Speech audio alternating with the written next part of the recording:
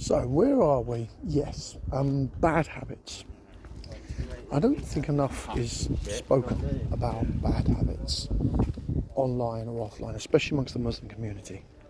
Let me be frank about this, young brothers. Social media is fucking toxic.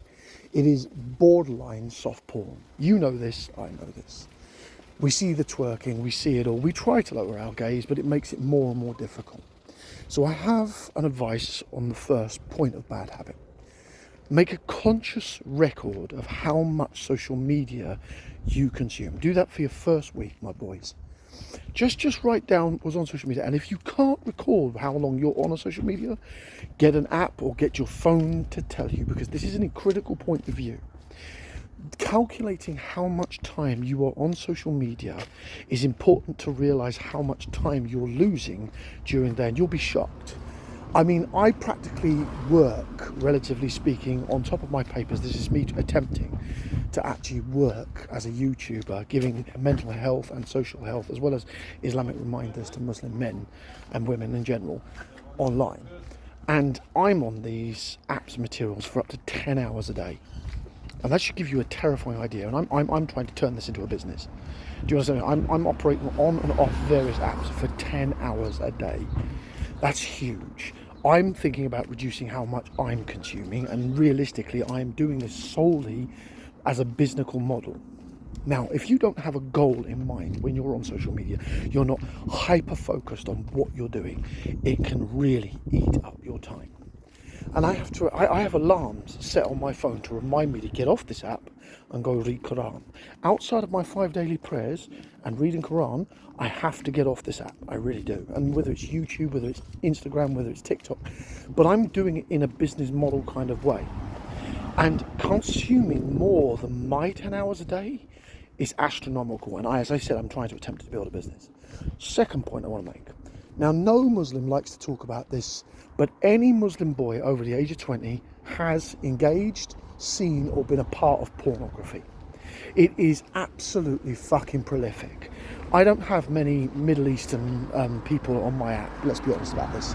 Almost all Muslims who see my material collectively are from the West. Okay, you are Western Muslims. I did look at my analytics, and about 85% of the people who view my material are from the West. So I'm absolutely certain with the proliferation of pornography, it's there. And every unmarried young man is consuming it.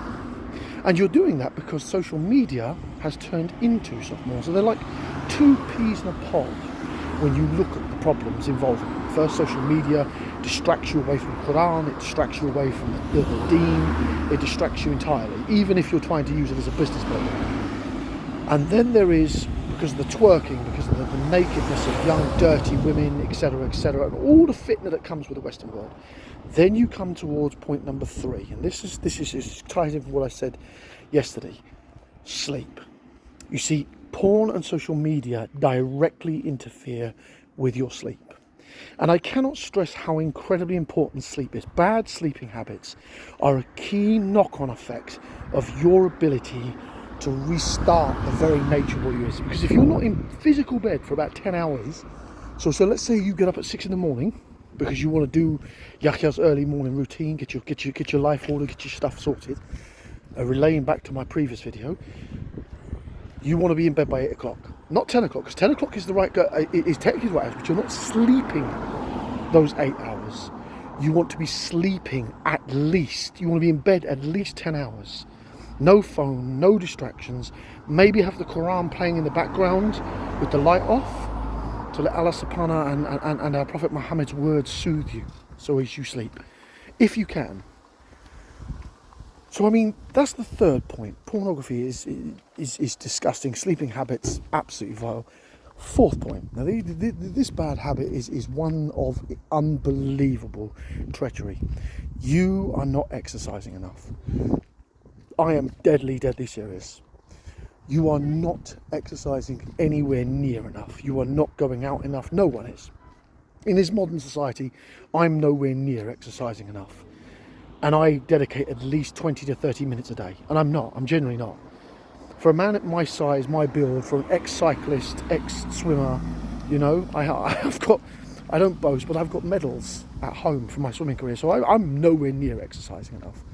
And that's a terrifying point to hold. So exercise is lack of exercise is a massive bad habit. And the fifth one, probably the golden rule of all, you're eating wrong. So even if it's like trying to fix all eating habits is almost impossible. But I want you to take one meal during the day that you can change your lunch, change your breakfast, change something so it's super healthy. Stop eating fucking Cheerios and those sickly looking mass sugar death defeating items. Take something that you then add your sweetener to, so you're in control of how much sugar you're putting into your breakfast. If you just change your breakfast, my boys, you will see a difference. Cut sugar out of your teas and coffees. Do it gradually, because I used to be 2 sugars a cup a day in every cup. And you all know how much I drink coffee. I drink coffee on copious levels. So drop yourself down by half a sugar every week. So say you have 2 sugars. So within 4 weeks, you've reduced yourself to nothing. And you've gradually weaned yourself off the sugar. Or use sweeteners. Now, I'm not a fan of sweeteners. I mean, for me, it was a gradual reduction. Half a teaspoon, until I had none. And now I can't even stand sugary hot drinks. They're vile. And in this perspective, you have looked at the 5 bad habits you as young Muslim men need to seriously get rid of. And even if you only do 10% a week reductions of these bad habits, you are making progress to being greater Muslim men. In every aspect, even a 10% reduction a month, even if your social media addiction or your porn addiction, if you have a porn addiction, I'm not accusing you of it. I'm saying because of soft social media, porn is very accessible. And as I said, more than 85% of you are Western Muslims. Alhamdulillah, and I fully accept that point. Yeah, you are Western Muslims, you live in the West, so porn is incredibly accessible for any young man over the age of 20. You know, it's almost impossible to avoid. So if you're not married, porn is a massive problem. Alhamdulillah. Let us recap. Social media reduction, porn reduction, sleep increase, improvement of food, improvement of exercise. Even if you do these for 10% a month, brothers, in an entire year, 10 months, you would have massively improved your life. Alhamdulillah for Islam. These advices should be free, and I stand vehement in the freedom of this advice, because anybody who's billing you for this shit is taking you for a fucking ride. For me, your subscription is enough. It literally is enough. Your subscription to my page is enough, because at some point this filthy fucking app will actually start paying me if enough of these videos are watched. A'udhu billah min shaitanir rajim.